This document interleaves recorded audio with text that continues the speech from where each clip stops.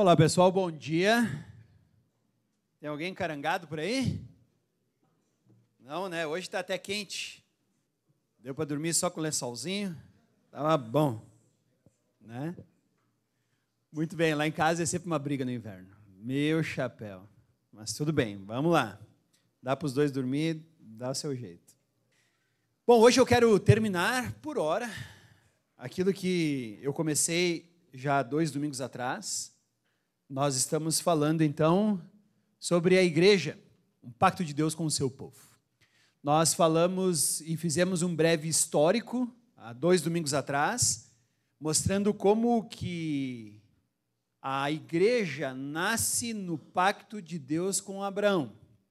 E a partir desse pacto, então, de Gênesis 12 até Apocalipse 22, é a restauração que Deus está fazendo, trazendo de volta seu povo, que por ora passa pela descendência de Abraão, chamado de Israel, mas que depois disso é a igreja, todos os povos, não tem mais uma etnia, não tem mais uma bandeira, não tem mais um território fixo, tudo isso é na igreja. E a maior prova disso é que de Gênesis 12 até Apocalipse, nós só temos uma boa fotografia do povo de Deus, que é em Apocalipse capítulo 7, quando novamente, por meio de Deus e do Cordeiro que estão no centro do trono, todos os povos, línguas e nações adoram no céu junto com todos os seres celestiais. É a única figura bonita da Bíblia que você tem do povo de Deus que não é corrigida de forma alguma. Então, de Gênesis 12 até Apocalipse, toda a restauração que Deus vai fazer é por meio do seu povo chamado igreja. Depois nós vimos, então, a herança que Israel legou à igreja. A igreja, ela nasce de Israel, ela vem de Israel. Israel é um protótipo da igreja, um embrião da igreja, e nós vimos na semana passada, então, alguns elementos que a igreja herdou e agora se compromete a ser, como povo de Deus, aquilo que Deus havia prometido para Israel. E hoje, então, nós vamos ter uma fotografia da igreja do Novo Testamento, né? E, definitivamente, nós poderíamos ficar um semestre, talvez até muito mais do que isso, conversando sobre igreja. Mas hoje, então, eu quero pegar apenas uma fotografia do povo de Deus, que está em 1 Coríntios, capítulo 12, já pode abrir lá.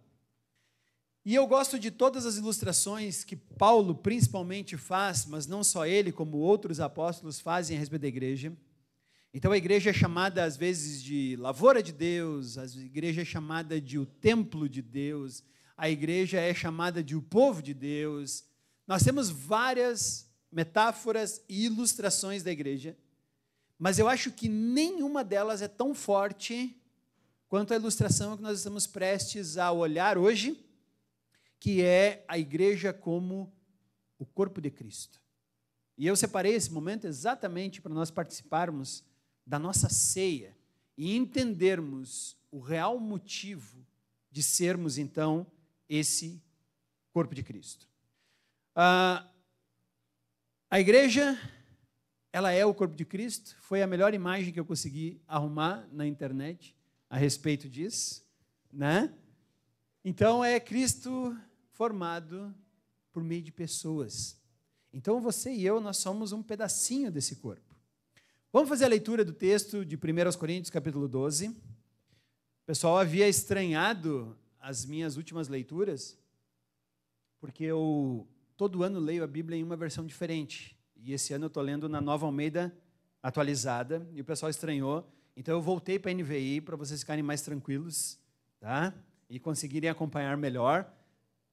Então, no domingo eu vou usar a NVI, mas vou continuar lendo a Almeida esse ano, até o final do ano que vem. Vamos ver qual é a versão que eu vou utilizar, tá bom? Então, Gênesis, esquece.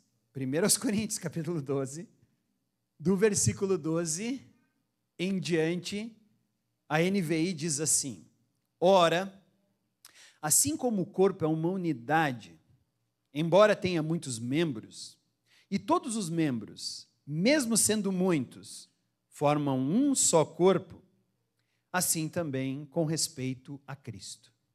Pois em um só corpo, todos nós fomos batizados em um único Espírito, quer judeus, quer gregos, quer escravos, quer livres. E a todos nós foi dado de beber de um único Espírito. O corpo não é feito de um só membro, mas de muitos. Se o pé disser, porque não sou mão, não pertenço ao corpo, nem por isso deixa de fazer parte do corpo. E se o ouvido disser, porque não sou olho, não pertenço ao corpo, nem por isso deixa de fazer parte do corpo.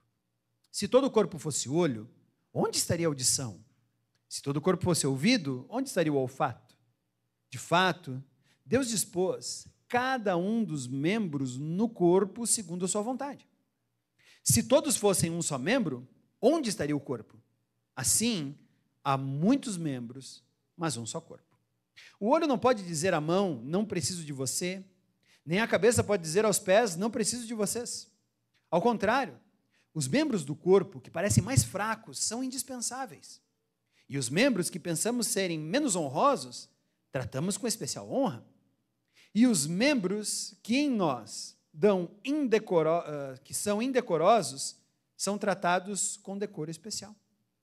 Enquanto os que em nós são decorosos, não precisam ser tratados de maneira especial. Mas Deus estruturou o corpo, dando maior honra aos membros que dela tinham falta, a fim de que não haja divisão no corpo, mas sim que todos os membros tenham igual cuidado uns pelos outros. Quando um membro sofre, todos os outros sofrem com ele. Quando um membro é honrado, todos os outros se alegram com ele. Ora, vocês são o corpo, e cada um de vocês, individualmente, é membro desse corpo.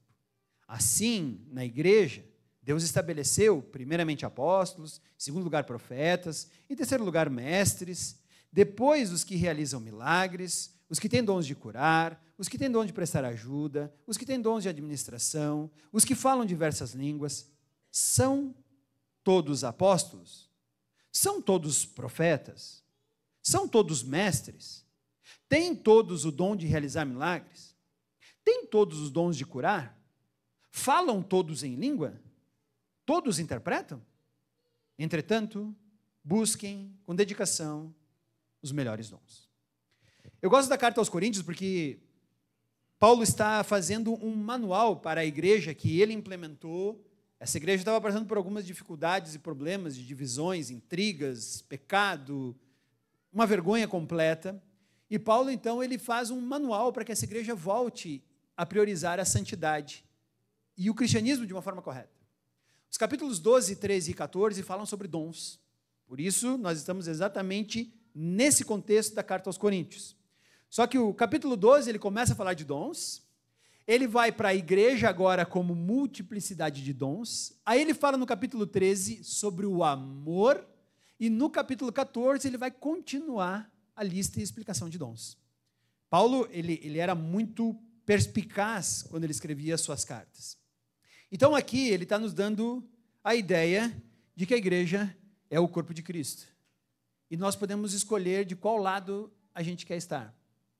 Se do lado onde todos os dons exercem sua função de forma correta, ou se a gente vai ficar desse lado aqui, aonde o senhor cabeça de batata parece meio estranho, né? Parece que a coisa não funcionou muito bem para ele desse lado aqui. A questão é que Paulo está dizendo é que todos nós somos o corpo. E nós somos uma unidade de diversidade. Primeira coisa que nós temos que lembrar, versículos 12 e 13 dizem que nós fomos batizados em um só Espírito e em um só corpo. Não existe divisão, não existe diferença.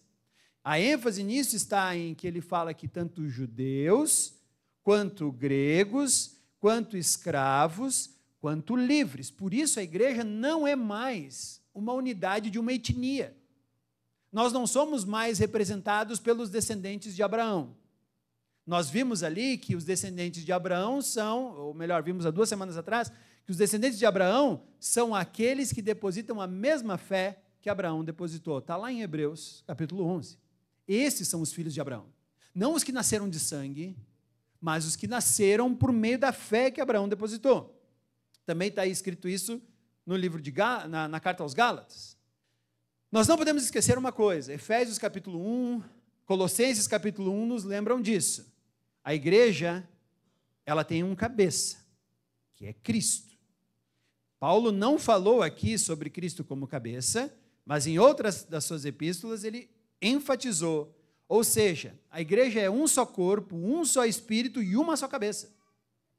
É Cristo quem guia, alimenta e santifica a sua igreja. Não podemos esquecer disso nunca. Nosso fator de união é Cristo. Por que nós não podemos esquecer disso? Porque o nosso fator de união não é as nossas preferências. Porque senão a gente começa a montar um clube. Ah, não, eu vou andar só com quem gosta de andar de bicicleta. E aí, daqui a pouco, eu formo uma igreja só com gente que anda de bicicleta. Cara, isso é mais um clube do que uma igreja. Ah, não, só vou formar uma igreja com gente que só tem filho de 8 a 15 anos. Gente, isso é um clube. Ah, não, eu vou formar uma igreja só de pessoas, sei lá, que são canhotas. Vamos imaginar aqui. Gente, isso é um clube. Isso é um clube. E aí nós vamos começar a reclamar que não tem abridor para canhoto, não tem tesoura para canhoto. E não vamos lembrar de Jesus. Nós vamos lembrar das nossas preferências, dos nossos dilemas, e vamos esquecer realmente aquele que é o fator unificador da igreja. Então, a igreja não é todo mundo igual. E, graças a Deus, nós temos crianças bem novinhas, do Davi, que fez 1 ano, até a dona Josefina, que já fez mais de 1 ano. Né? Porque a igreja é assim. E tem gente que tem filho, e tem gente que não tem filho, e tem adolescentes, e cada um de nós está em um momento especial da vida, em um momento específico da sua vida, e todos nós estamos manifestando Cristo por meio disso. Essa é a beleza de todas as coisas. É isso que nós temos que lembrar. Então, Cristo é o cabeça de todas as coisas. Ele alimenta, ele santifica e ele dá direção. Será que nós temos vivido isso? Será que Cristo é realmente a liderança da nossa vida? Porque se Cristo é a liderança da nossa vida, nós temos que nos comprometer também com o corpo de Cristo. Se eu não me comprometo com o corpo de Cristo, eu não estou tão comprometido com Cristo assim. Então imagina se esse meu dedo indicador, ele diz assim, Edgar, eu estou comprometido com o teu cérebro. Esse dedo indicador aqui. Ele diz, estou comprometido com o teu cérebro. Que legal, mas o seguinte, eu não gosto muito dessa mão. Posso cair fora do teu corpo? Esse dedo não está tão comprometido com o meu cérebro. Está meio maluco até. Esquizofrênico. Está precisando de um tratamento. Tudo bem, dedos não pensam dessa forma. Mas às vezes é isso que nós fazemos como corpo. Nós não nos comprometemos com o corpo da forma como poderíamos e deveríamos, porque na verdade, a gente está fora do compromisso com a cabeça. E eu vou ter que dizer para esse meu dedo, se você tem compromisso comigo, permaneça exatamente aí onde você está. Porque eu preciso muito de você aí onde você está. Você pode até achar que não, mas eu preciso demais que você fique onde está e que você continue fazendo aquilo que você faz. Como, por exemplo... Não, estou brincando. Tá? Estou brincando. Não é isso que ele faz. Segunda coisa, do versículo 14 ao versículo 20, cada membro tem uma função vital. Vital, Paulo diz que não tem parte do teu corpo que você possa dizer, não preciso dela. Então, nenhum membro é irrelevante. Versículo 15 e versículo 16 nos lembram disso. Se o pé disser, porque não sou mão, não pertenço ao corpo, nem por isso deixa de fazer parte do corpo. Se o ouvido disser, porque não sou olho, não pertenço ao corpo, nem por isso deixa de fazer parte do corpo. Não importa teu dom, não importa a tua posição, porque Paulo fala aqui sobre alguns membros são decorosos, outros são indecorosos. Né? O que Paulo está dizendo aqui? Que às vezes nós temos alguns membros que parecem não ser tão bonitos, e a gente tenta deixá-los mais bonitos. E alguns membros do nosso corpo, eles já têm uma beleza própria, então a gente deixa eles se sobressaírem. Todo mundo faz isso. Se eu perguntar para você aqui, provavelmente posso perguntar assim, qual a parte do teu corpo que você prefere? Qual a parte você acha mais bonita no teu corpo? Cada um de nós vai ter uma parte que vai achar mais bonita. Ao mesmo tempo, se eu fizer outra pergunta, qual a parte do teu corpo que tu acha mais feia? Você vai ter uma resposta, não sei, né? E, em geral, o que nós fazemos é tentar enfeitar as partes mais feias para que elas também sejam adequadas. É isso que Paulo fala sobre alguns membros menos decorosos, nós os enfeitamos para tratá-los com decoro maior. E alguns membros não precisam, então a gente não trata eles com tanto decoro assim. Então, essa é a parte interessante. Não importa o teu dom, não importa a tua posição, todo mundo tem valor. E o fato é que Deus soberanamente estabeleceu cada um no seu lugar. Versículo 18 não lembra disso. De fato, Deus dispôs cada um dos membros do corpo segundo sua vontade. Existe uma soberania de Deus em você ser quem você é, em você ter os dons que você tem, e em exercer as funções que você exerce. É uma soberania. Por quê? Porque, de fato, cada membro é um presente que Deus entrega para uma igreja. Você é um presente para a tua comunidade. Um presente de Deus. Deus te colocou ali dizendo, olha só, eu vou melhorar essa comunidade.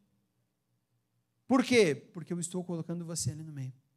E Ele é quem sabe aonde cada partezinha vai se encaixar. Só que para isso nós precisamos conhecer nossos dons, entender os nossos dons. O problema é que nós não nos enxergamos como uma unidade de corpo. Nós nos enxergamos como pequenas unidades individuais que precisam ser tratadas de um jeito especial. Por exemplo, a igreja está funcionando e aí às vezes tem algum ministério que nós não temos gente contemplando, ou quem sabe tem algum ministério rolando que você gostaria de fazer parte, e aí pergunta assim, por que você não está fazendo parte? Porque ninguém me convidou. Tu acha que eu convido essa mão para ir para uma festa de casamento onde eu vou? Você acha que eu convido o meu pé, quando eu recebo um convite de aniversário, aí eu tenho que dizer, atenção, chamada todo mundo, dedo da mão direita, polegar, indicador, anular, mindinho, todos vocês estão convidados para um grande evento que a minha cabeça foi convidada. Mais uma vez é esquizofrênico. Todas as partes do meu corpo sabem que tem a sua função e aonde ele vai, todas querem estar juntas. Porque se não for, bom, aconteceu algum problema grande comigo. Se uma mão não for aonde eu estiver, é porque aconteceu algum problema. Aí nós achamos que nós temos que ser convidados, nós temos que ser bajulados, nós temos que ser...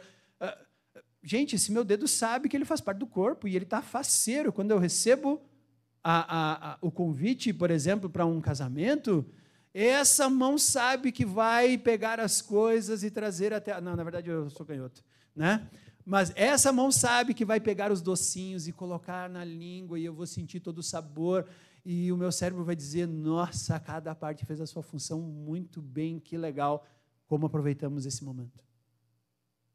E nenhum deles reclama de fazer a sua parte. Meus pés vão ter que me levar até o local. Todos, não tem jeito. Nós vamos precisar de cada uma das partes. O problema é que vivemos como partes individuais, pior ainda, vivemos como partes individuais que acham que têm ou merecem algum valor mais do que as outras. E Paulo está dizendo que não é assim. Então eu lamento muito se nós estamos dentro do corpo achando que nós precisamos de alguma coisa a mais do que os outros. Então eu não preciso de convite, eu só preciso de envolvimento. Quando eu vou ajudar alguém, como por exemplo a gente foi nas enchentes lá, essa mão aqui sabia exatamente o que tinha que fazer. Ela botava uma luva e fazia o que tinha que fazer. Limpava, ou escovava, ou capinava, ou... Ela sabia exatamente, eu não precisava convidar ela mais do que qualquer outra coisa.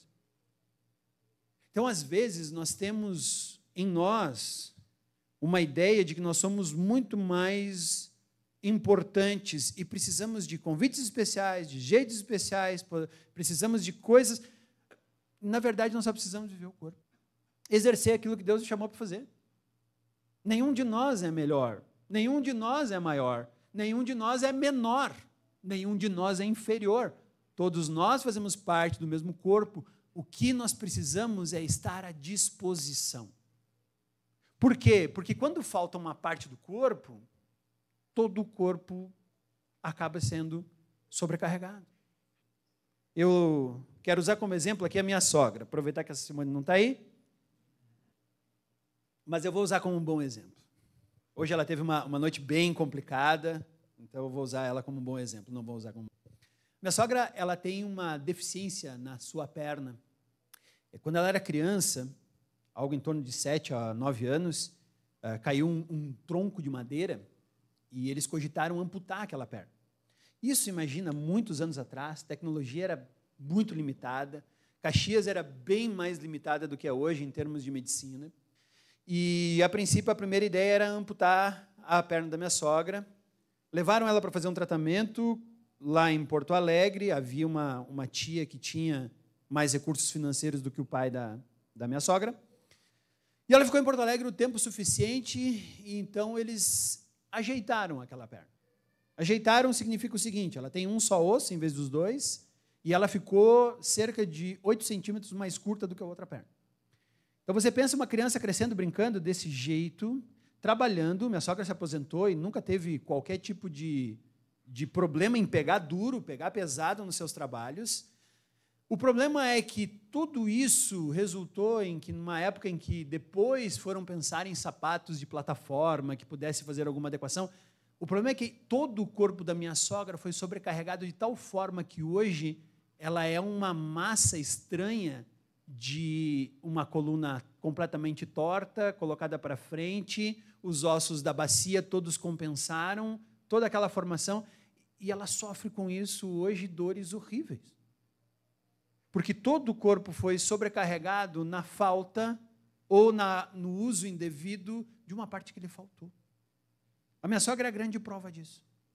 Hoje ela toma remédios pesados para a dor, justamente em função de que todas as suas articulações, toda a sua estrutura óssea é completamente comprometida. Algumas igrejas são iguais à minha sogra. Algumas igrejas se sentem sobrecarregadas e alguns membros têm que se sobrecarregar para compensar a falta do... Isso é muito complicado. Isso é muito difícil. Ainda assim, nós continuamos sendo o corpo. Não importa se esse corpo está sobrecarregado, faltando um pedaço, faltando um membro, faltando uma perna, faltando 2 pernas, ele continua sendo o corpo. E ele precisa continuar exercendo a sua função da forma como consegue. E às vezes eu olho, para algumas pessoas e elas vêm e elas criticam, não, mas a igreja não está fazendo o que ela deveria. Não tem como uma igreja sem perna correr maratona. Mas outras igrejas fazem. Que bom que ela tem 2 pernas. Não tem como uma igreja com um só braço fazer treinamento de boxe. Vai apanhar. E, em geral, isso vem de pessoas que estão não exercendo seu papel. Em geral. Não é a maior parte das vezes. Algumas pessoas vêm com ideias boas, se oferecendo e entrando na brecha e dizendo, quero ajudar nessa falha. Isso é bom. Isso é bom. Então, cada parte do corpo exerce uma função extremamente importante. E se não exerce, o corpo todo está sobrecarregado. Versículo 21 a 27 nos mostram que o corpo, então, ele vive em cuidado e mutualidade. Essa é a parte bonita disso. O olho não pode dizer à mão, não preciso de você. Nem a cabeça pode dizer aos pés, não preciso de vocês. Ao contrário, os membros do corpo que parecem mais fracos são indispensáveis. Os membros que pensamos serem menos honrosos, tratamos com especial honra. E essa é a ideia. Eu preciso cuidar de todo o corpo. Então não basta a cabeça estar bem, a cabeça está legal, a cabeça está tudo certo, quando eu estou com uma inflamação no dedo do pé. Todo o corpo vai ficar pensando em como resolver isso ou cuidando para que isso seja resolvido. Então, se eu estou com uma inflamação no dedão do pé, por causa de uma unha encravada, eu não vou me oferecer para jogar futebol essa semana. Mas por quê? A cabeça está boa, a habilidade tu ainda não tem, a mobilidade, como é que está o cardiovascular? Está tudo bem, mas o dedão não consegue, ele diz, gente, não dá para ir para o jogo. Então nós cuidamos dos membros do corpo que são mais frágeis, que são mais fracos, que precisam de maior cuidado. Nós cuidamos. Hoje nós estamos em um momento de sociedade em que saúde tem sido evidenciado, tem sido estudado, tem sido visto, tem sido proclamado, e todos nós estamos preocupados com saúde, então alimentamos o nosso corpo de forma correta, fazemos exercício com o nosso corpo de forma correta. Se alguma coisa do nosso corpo não está tão adequada, antigamente era assim, eu não sei, estou com um negócio aqui, mas vou esperar. Não, hoje nós vamos a médicos, hoje nós vamos pedir que exames sejam feitos, descobrir qual é o problema do nosso corpo. Nós devemos fazer assim como igreja. Ao mesmo tempo, ninguém tem bola de cristal. Meu dedo tem que avisar, dizendo assim, por meio de uma terminação nervosa, dizendo alguma coisa está errada comigo. Isso se transforma em dor, coceira, alguma coisa, o dedo avisa, formigamento. O dedo diz que tem alguma coisa errada. Às vezes o meu braço diz, quando eu estou dormindo, ele me acorda, ele diz assim, dá para virar para o outro lado? Eu digo, porque quando eu vou virar, eu entendo por quê, porque eu não consigo puxar ele. Ficou com o seu fluxo sanguíneo limitado, perdeu parte da sua sensibilidade. Como corpo, nós precisamos fazer isso, só que nós só fazemos isso com muita comunicação. Nós precisamos criar laços afetivos tão fortes que nos levam a fazer isso. E isso não acontece só por meio de uma pessoa, é todo o corpo cuidando de todo o corpo. Todas as conexões que eu tiver dentro da igreja vão me ajudar a entender se eu estou bem, se eu estou mal, se eu preciso de ajuda, se eu não preciso de ajuda. Às vezes parece que nós gostamos de esconder as coisas. Estamos usando, não, mas ele não vai saber me ajudar. Bom, orar por você já é uma grande ajuda que você sequer imagina que pode ser feito. Claro que talvez alguém não tenha o resultado, porque o resultado disso é Jesus. Mas alguém pode orar com você, alguém pode estar lá com você, alguém pode interceder a Deus por você, e isso é muito bom. Então nós precisamos de uma interdependência, nós precisamos estar comunicados uns com os outros, nós precisamos comunicar as coisas uns para os outros, e não ficar sentado lá dizendo, ninguém me ama, ninguém me quer, ninguém me procura, ninguém me liga, Mas aí chega ali, e aí como é que está? Está tudo bem? Bom, se está tudo bem, então está ótimo. Chega no grupo célula, aquele momento de oração, por mim, não preciso orar por nada, está tudo bom. Então tá. Nós precisamos criar conexões fortes, que sejam capazes de, inclusive, dizer, estou precisando de ajuda. Opa, para tudo. Como podemos te ajudar? O que você precisa? Como é que podemos entrar nessa brecha? Mas para isso a gente precisa de conexão com o corpo. Não existe um dedo amputado que eu coloque no gelo ou em alguma forma química de preservá-lo, e aquele dedo está em um vidro com um líquido dentro, eu olho para aquele dedo e digo, será que ele precisa de ajuda? Não sei, ele está descomunicado. Não tem como. E é por isso que eu volto a frisar que o culto público e também a frequência em um grupo célula nos ajuda muito a manter essas conexões vivas. Nos ajuda muito.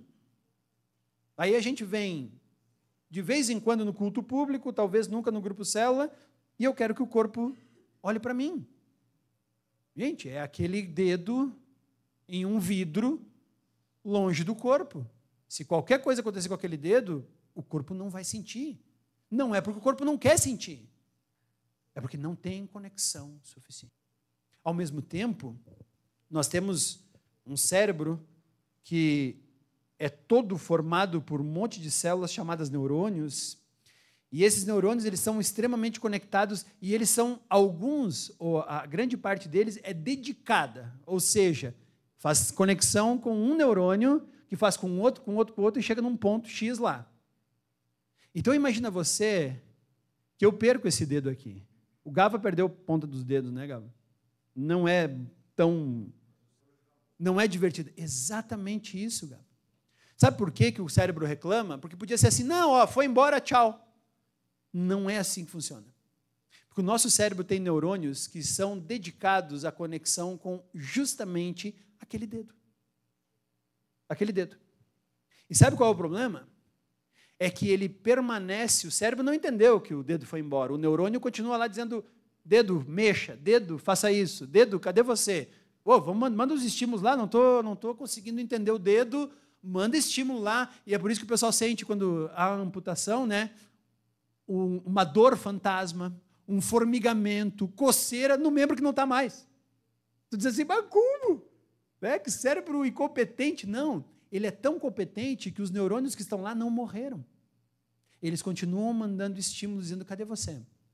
Cadê você? Eu preciso de você. Onde você está? O que está acontecendo?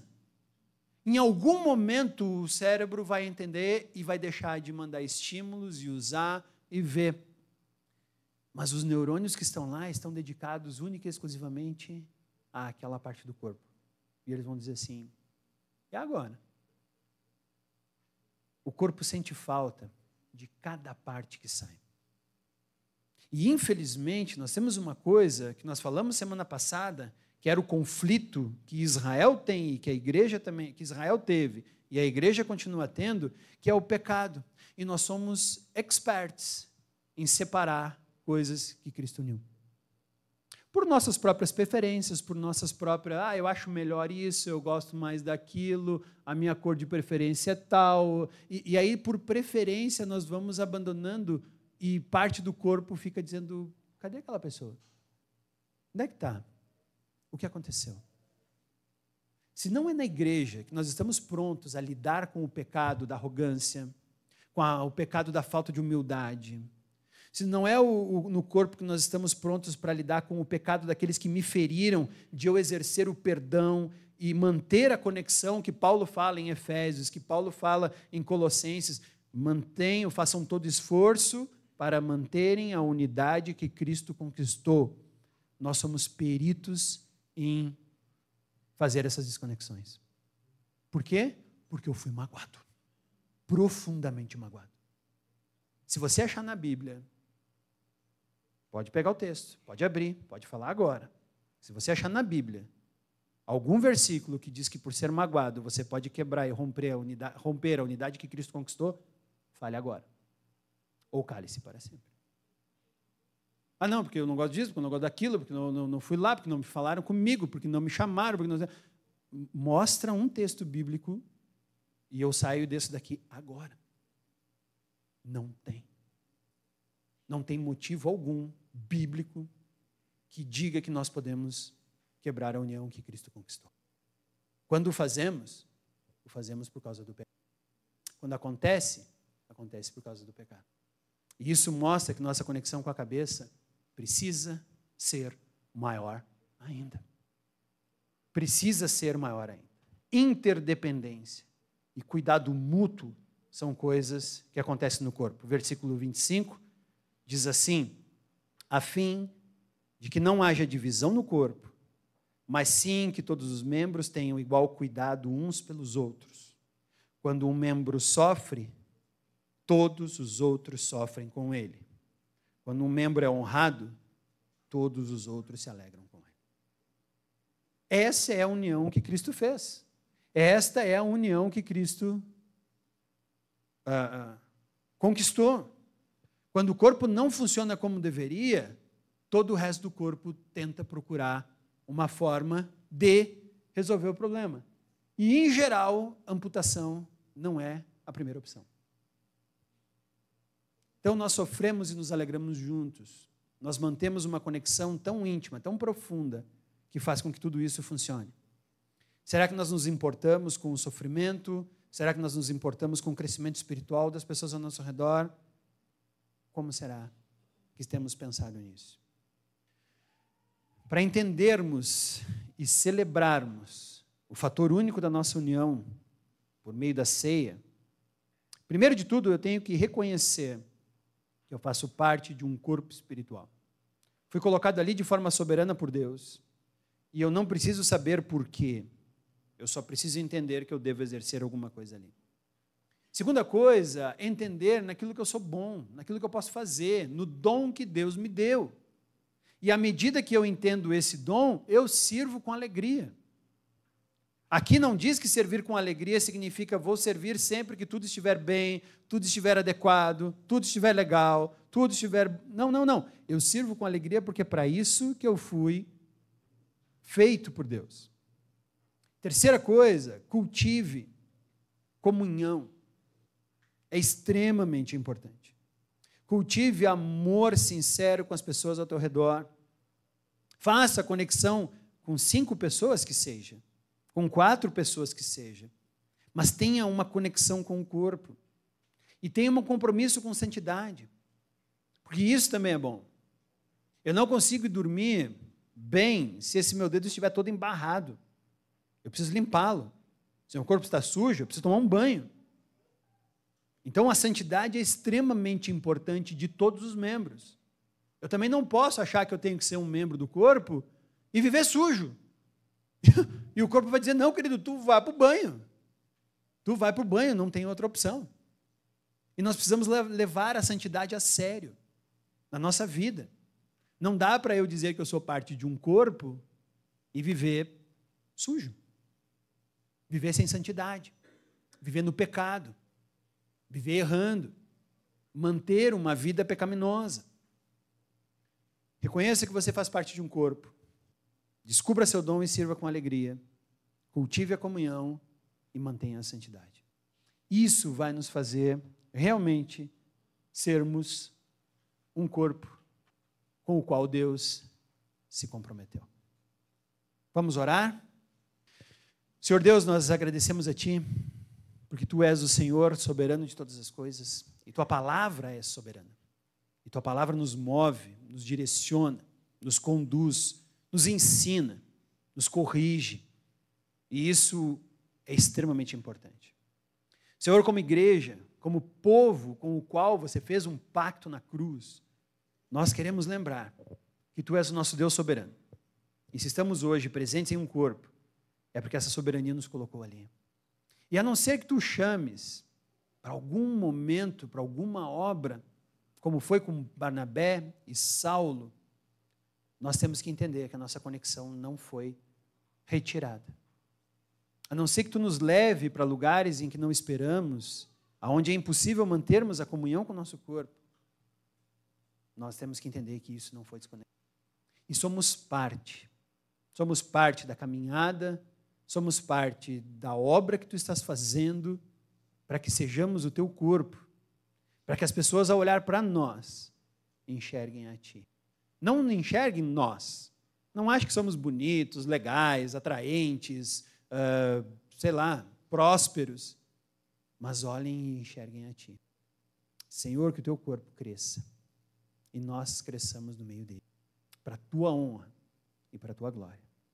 Que agora nós vamos comemorar, nós vamos celebrar, nós vamos lembrar, nós vamos definir a união íntima que temos contigo, por meio dos elementos da ceia, e que isso seja levado em alta prioridade junto contigo, para que nós possamos compreender que o nosso fator de união não é nada além do Teu sangue, que o nosso fator de direção não é nada além da Tua cabeça, e que a nossa união é tudo a respeito do Teu corpo. É isso que pedimos, em nome de Cristo. Amém.